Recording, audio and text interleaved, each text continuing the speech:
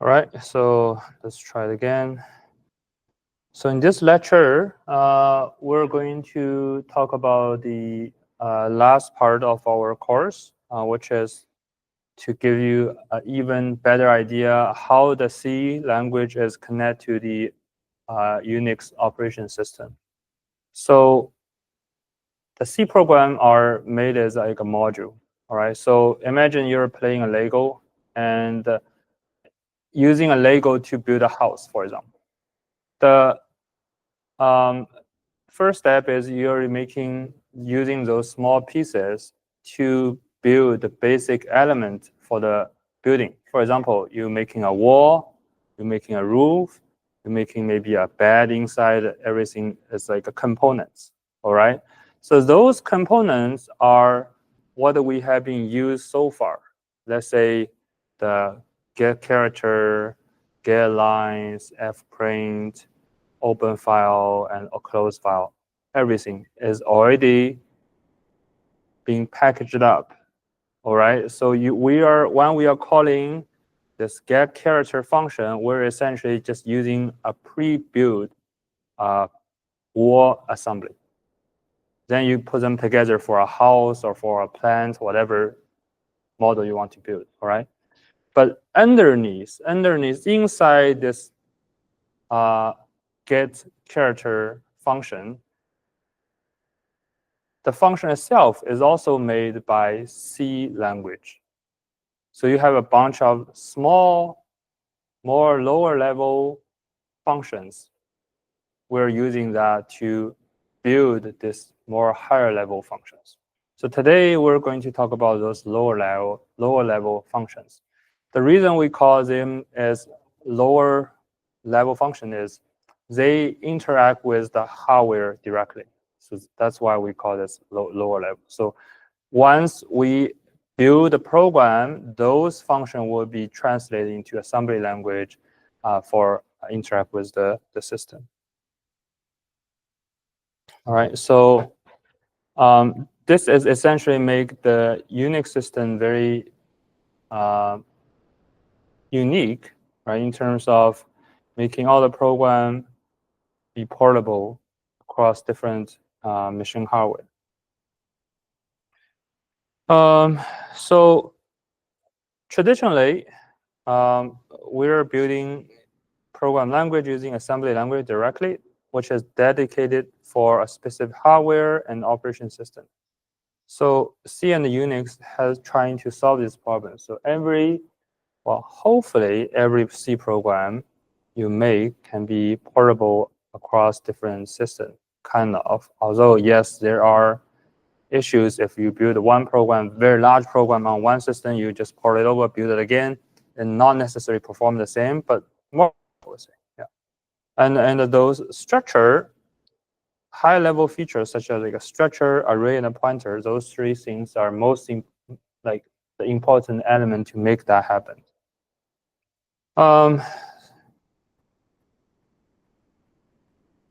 So again, today we're going to go deeper and going to look at some of those lower level functions which handle the I/O operation directly, right? The I/O is essentially what you're working with. You're reading something, you done a bunch of calculation, and you output something, right? So that's, again, most heavy lifting part of the work. So let's go ahead to look at one example, which is this file describer, right? So in the Unix system, every I/O is done by reading or writing file. Yes, of course, if you're really reading or writing file, you're using the file descriptor.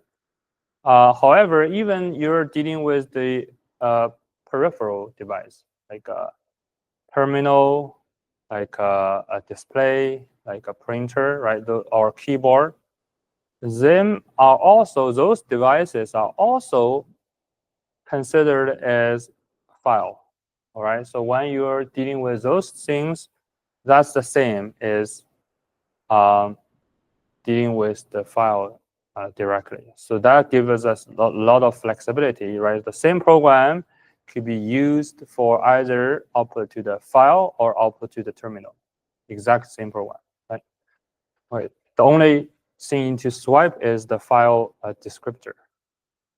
So when you open up a file descriptor, you need to identify where it is and what's the permission of it, which we'll talk about a little bit later.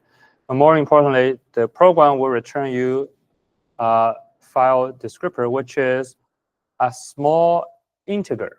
Okay, it's not a pointer, right? Remember, when we open a file, it's give us a pointer, right? The reason we got the pointer is it's pointing at a structure which contains a lot of information.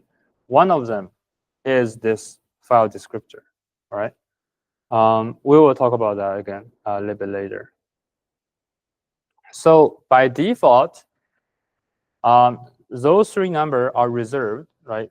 File descriptor 0 are for standard input, 1 is standard output, 2 is standard arrow output. Okay, that's kind of remind you about in our standard IO package, we have like a standard stand input and stand output, stand error, right? They're very similar. Later, again, I will show you why they're very similar to each other. But for now, just use them as examples so you understand. Essentially, the descriptor itself is just a number. Number 0 means this, number 1 means this. If you have another file open, it will be number 5 or 10 or 11, whatever that file number is. Okay. But those three are connected to the terminal. So again, when you run a program, they are automatically assigned. You don't have to open it up, right? However, if you open a other file, you will need to use a command to open it up, right, to get this file descriptor for you. And this is the reason this redirect works, right? So by default, the output of this program will go to file descriptor 1, right? The input will come from file descriptor 0. But using those redirect symbol, we will replace this input descriptor number with this whatever the new file number is. That basically means the system will open up this input file, get the file descriptor from it. For example, that's number 5. So that will place the number 5 with inside your program with your file descriptor 0. So that will take everything from there. So that's, again, the file descriptor are replaced in your program. That's essentially make your program be interchangeable. Like we have looked at this example before, but we actually don't know how that happens. Right now, you know, essentially it's passing in the file descriptor inside. But those two symbols only replace the descriptor 0 and 1, right? You cannot replace the arrow descriptor 2.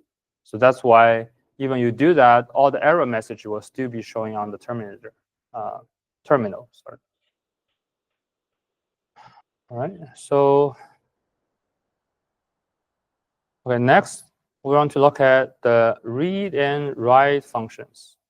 Okay, so read and write we have already dealt with a lot using the get character or get C, right? But this is the low-level I/O functions. Okay, what does that mean? So you have to actually be more specific and giving them more information. See, here are 3 arguments.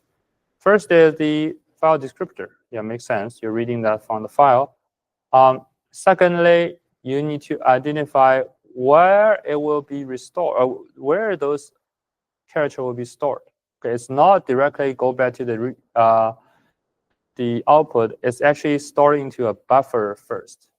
And then last argument is how many characters will be read into this buffer. All right, so this seems to be more complicated, right? So for example, n read is number of character being read, and this is a read function. This is the file descriptor, buffer, and how many characters you want to read into the buffer. So the real output will be inside this buffer thing. Okay, this return is only tells you how many characters you have read, just to help you to check. Let's say you want to read 100 character, but actually it's only reading out 5 or even sometimes 0. If it's only read out 0, that means something is wrong, right? You can determine if it's an error or not. Similarly, the write function is the same. You have to provide a file descriptor, the buffer, and the how many character you want to write into this file from your buffer, and how many total you have written into your buffer. So if you got a return is 0, that means end of the file. But if your return is -1, that means something is wrong. Happened. Okay, so comparing to what we have tried before, the getC or getCharacter, this method requires you to assign a buffer, right? So you have control over how big the buffer could be. Two typical choice will be, one is you just read one character at a time. Okay, so that's essentially called unbuffered situation. And the other scenario will be you will read one block of a file at a time. Okay, one block is the size of 412 bytes. So when you dealing with a storage system, the block size is the minimum size of this storage. For example, if you're reading a file from the hard drive, no matter how small you want to read, the hardware of the hard drive will always read one block at a minimum, right? Even you only want to read 1 byte from it, it will read this 512 bytes altogether, and then they take the first one and give it to you. So that means it's more efficient used to set up a buffer, and every time you're reading something, you just read the entire block over into your buffer. And even the user only wanted to get the first one, that's fine, but you just keep the rest of the information in your buffer. Next time, if the user wants to read again, instead of visiting the hard drive again, you just give them the next character in your buffer. So that's the benefit of using buffer. So it's reduce the needs of reading the hard drive many times. Instead, you load one chunk of information into your memory at once. So with that in your mind, we can look at a simple copy function, right? So we wanted to copy the input to output. Okay, so in this program, first we initialize a buffer array, right? So this is the array, which with a type of character and with the size of one block, right? Which is the 412, and n is the number of character to be read. Okay, and then we will use a while loop to keep reading the file into our buffer, right? And with the return value as n, because n does not always necessarily equal to the buffer size, right? Consider your file will not necessarily be always the multiply of the buffer size, right? So sometimes if the last chunk is smaller than the buffer size, it give you the right value. Then we use that value to write the information out of the buffer into this file descriptor, which is the terminal, right? So the 0 is the terminal input and 1 is terminal output. Right? So again, this is give you a very simple scenario where you are reading something from the input, and output something to the output, right? Then again, you can imagine if we're using the redirect symbol, this number will be changed, right? Replaced by file number 5, and this will be file number 6, and essentially you copy from file number 5 to file number 6. All right, so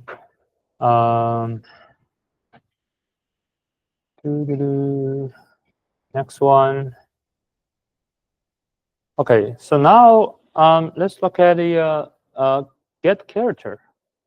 So we have been using get character for a while, right? When we call in the get character, we simply just say get character.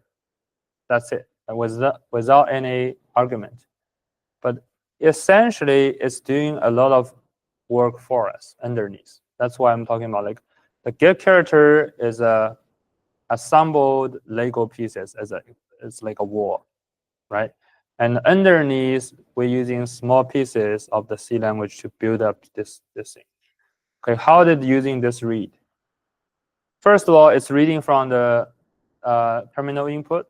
That makes sense.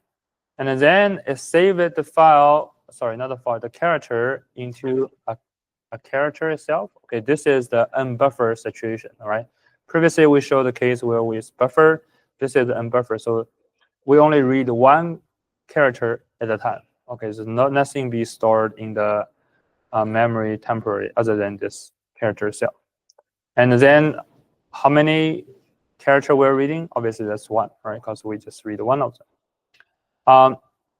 As long as the return, well, the return of this part of function is greater than 1, that means we have actually read one character. We will output the C with a mask. Okay, I will explain this mask a little bit later. Otherwise, if it's equal to 0, we will return the end of file. Simple, right? So again, let's do actually multiple operation, like one function here, and one if statement here, and another AND operations here, I guess, at least 3 steps. So what did this CMAS do? So the CMAS, to make sure the character value is always within our range. Okay, what does that mean? So we always want our character value, well, in this particular case, okay, we wanted the value be between 0 to 255, okay, because that's the definition of character in this system. So that's why we always want to be within this range. However, that not necessarily be the case if, let's say, we're reading a file from other operation system, right? So how we dealing with that? So we always cut it off the part which is bigger than 255. Basically, we just cut it off, right? So how to do that is, you can imagine we convert everything to the binary. So this 377 means 8 ones altogether, right? But anything above is 0. Let's say, imagine you have 16 bytes of binaries, like 8 zeros and 8 ones. When you using the AND operation on this binary to any other binary number, you will only keep the second half of this result. Hopefully that makes sense. All right, I can show you an example. Let me change my screen a little bit.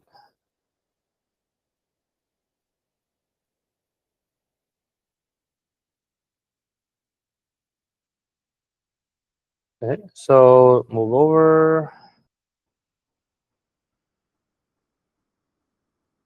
So this 377 essentially is 3 is 011, right?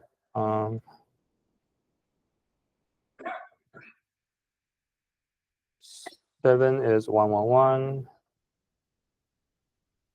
and another 7 is 111, right? So, and we assume that before that we also have another 3 or even 7 0 0 0. Right?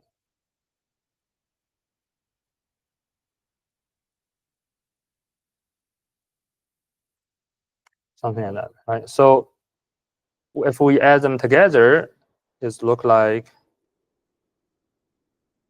how many? Like this.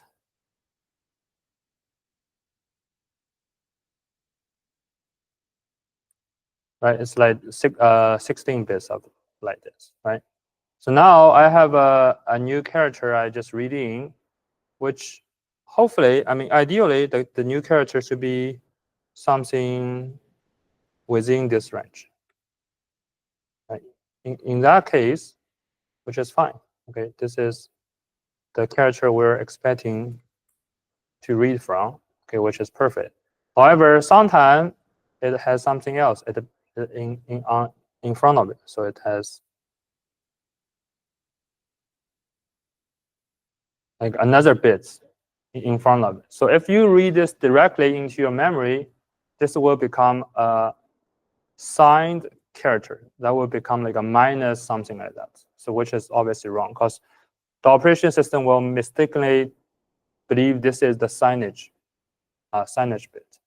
So to avoid this from happening or any other bit to be 1, you don't want any other bits to be 1, right? So you use this AND operation over. So convert everything at the beginning into 0. Right? That's essentially how the AND operation works. Does that make sense? All right. So let's move on. But the version we have looked at is the unbuffered version. That means we only read 1 character at a time, which is again very inefficient. Imagine if you're reading that from the hard drive, it takes a lot of time. So instead, we read it from buffer. But now the logic is a little bit complicated, right? So we wanted to declare a buffer, right, to store the reading input, and then we also want to create a pointer, which is pointing at the current location inside the buffer, and the number of we still want the n to record how many characters we have reading. Sorry, this is now the number is not the character reading. Instead of how many characters still inside the buffer. All right. So at the beginning, it's 0. So that makes sense. Then we're reading a chunk of data from the input, which is the terminal input, put into the buffer. Let's assume we have a lot of input, so the buffer size is 255, right? So sorry, 512. So the n is 512 here, and the pointer is pointing at the beginning of this buffer area. Okay, that's fine. Then what happened? So whenever you're calling this get character, it will return the value from your pointer, right? This operation is very similar to the one we just looked at, right? So we return the value of this pointer, and then we move this pointer 1 ahead, right? In the same time, we'll reduce our n count by 1. So we know, okay, now we only have 511 characters in our buffer, right? And then you call this thing again, it will reduce, it will output another character, it will reduce this number again. Until you got this number down to 0, you go back to read another buffer inside. All right.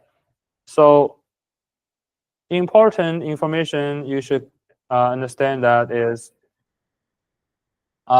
this static type, right? Because those variables are actually declared outside, right, as a global, almost like a global variable. Otherwise, you cannot save those buffer across the multiple calls, right? So that's the important thing. So this like to keep track of all the information.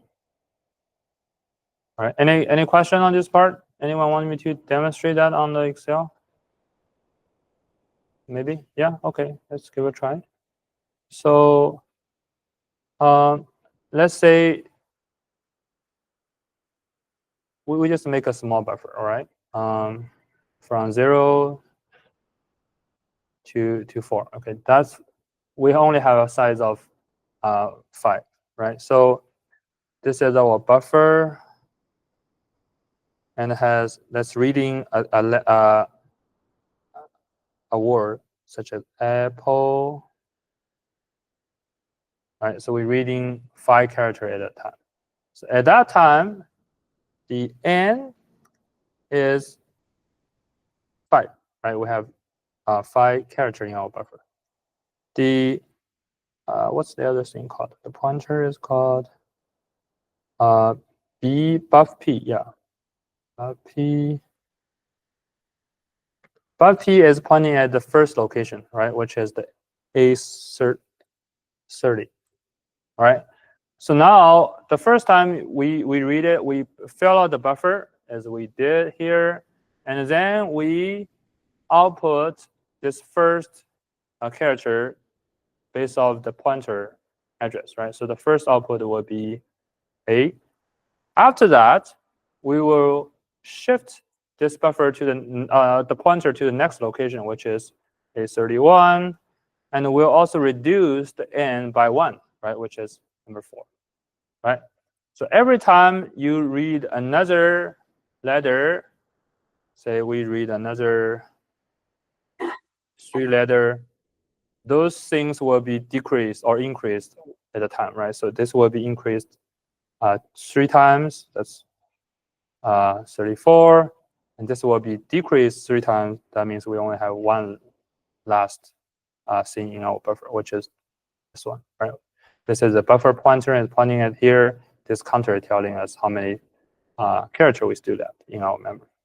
Right, then next time it's reading it again. We put this outside, and then the pointer become 0, and this give us to something irrelevant now, right? It's okay because we know it's nothing there. We're not going to read it from it anymore, right? And the next time we're reading again. Now we're going to fill out the buffer again, use a different thing, something like cherry, something like that, right? But it's too long. We cannot fit to the buffer. That's fine. We can always read the next time, right? And now we update them again, back to the 5 and back to A30.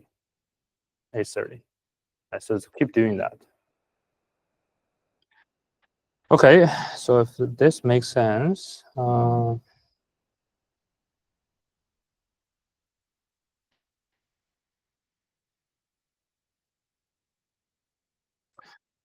the next function we're going to look at is the open and query function. All right, so let's start with the open function.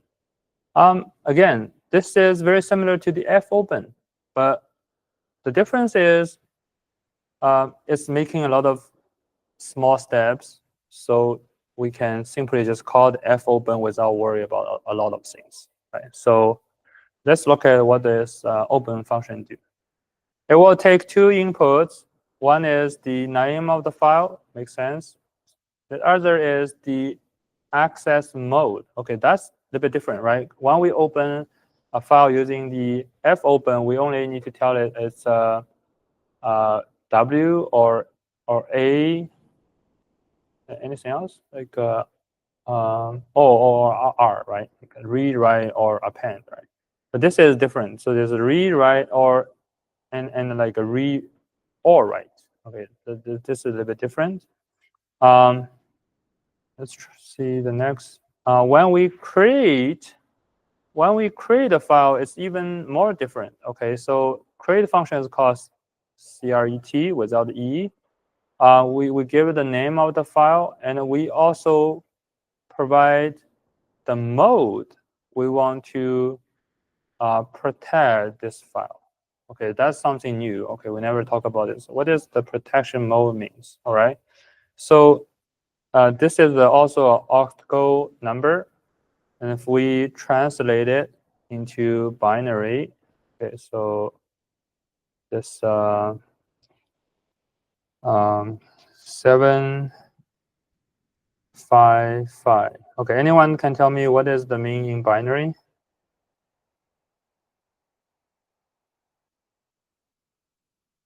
What is number 7 in binary?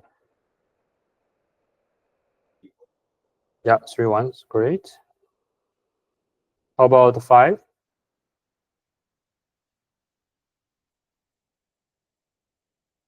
0, 1, 0, 1. 0, 1, 0, 1. All right. Yeah, that's right. We just omit the first 0. All right. So thank you. And this one will be the same, right? Okay. So why we convert it to the binary? Because every position means different things.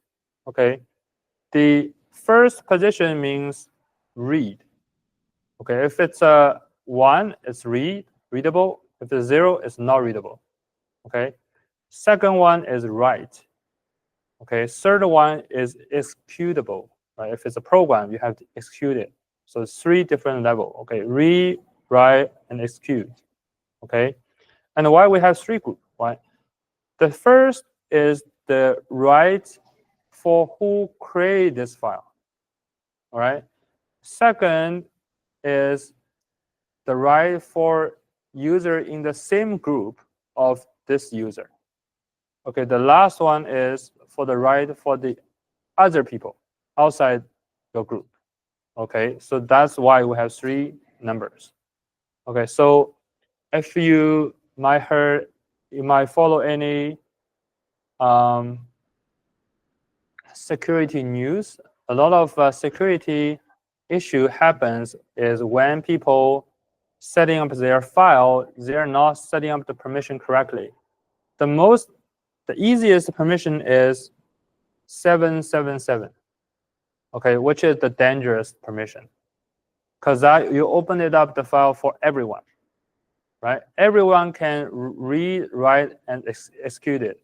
So that means any file, even just a log file, I can just change the content of it, and I will execute it as a program. Right? This program can be a virus and overlive your entire computer software or computer system. Right?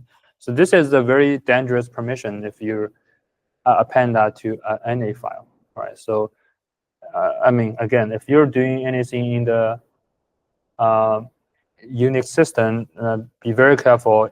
Sometimes you want to do that, but only temporarily. That's once you set up this way, you do your things, and you have to change it back. Otherwise, you left a backdoor for other people to take over your system. Anyway, so hopefully you can understand what this means for those 2 numbers, a few numbers. So when we're creating a file, it makes sense like the creator of this file will have the full permission. And for the other people, they can only read and execute it, right? But not write to it, okay? All right, so with those information, let's see how can we create a copy function. So this copy function will take inputs is a string of file names, right? So you have copy from the first file into the second file, right? So it is expecting 3 arguments, right? The first one is the function itself, second is the first file, third is the second file, right? So here you can see we're reading this first file using the open command, right? We open it up and we're using this status as reader, right? We only need to read it. So we set as a 1 or 0, right? If we want to write to it, it's 1, otherwise it's a 2, right? So status is 0. As long as it's not returned -1, that means it's open correctly, right? If it is -0, something's wrong, so we're going to use our customized arrow prompt, which we'll look at next slides. But essentially, just to report this problem, all right? For the second file, okay, we instead of open this file, because this file might not existing, we create this file, right? We create this file, and based off the path of the second file, and then we set a mode to it. Okay, here the mode is different. Okay, here it's 644. Okay, 644 means for the owner, you can read and write, but you cannot execute it, right? And for the people other than the owner, can only read it. That's it. All right. So you create this file in this mode, and you get your file descriptor, right? Now, with those two things, this is essentially you just have looked at it before, right? Like reading a bunch of things into the buffer and then write it out from the buffer to the other file. That one we just look at it. So not too bad, I guess. The only thing is you have to worry about open and create a file. Okay, here is this arrow function works. It's very simple, just passing those two things into the fprint. We still use fprint, and append the new line symbol at the end of it, and then using this exit to stop the entire program. So this is just to streamline your code. Otherwise, every time you output an error, you have to exit. You have to use two lines, right? But here you put everything together into this. Well, it's not necessary, but it's one way to do that. Okay, so now let's look at the close file. Well, not necessarily in detail, but just for information. Yes, of course, you can close file. You can also delete file. Okay, this unlink is actually deleting a file from your system. I mean, essentially, it is not removing any information inside this file. Rather, it's removing the file name from the file system. That means that inside the file system, it don't think that area has been used for any file. That's why I said sometimes you accidentally delete a file, but before you actually writing more information into your system, you can still recover the content from this file, because all the content are still on your hard drive. But just that part of the area is not labeled as in use. It's not labeled as could be used for the future purpose, right? So that's why it's called unlink rather than called remove or delete function. And when similar to this fopen, when we close the file, when we terminate the program, the file will be closed automatically. All right. All right, a lot of talking. So now let's try our first exercise. Let's rewrite the cat program, right? Remember, the cat program is taking input. It can actually do two things. In one scenario, is if we calling the cat alone, that means it will simply output whatever input you have provided to it, right?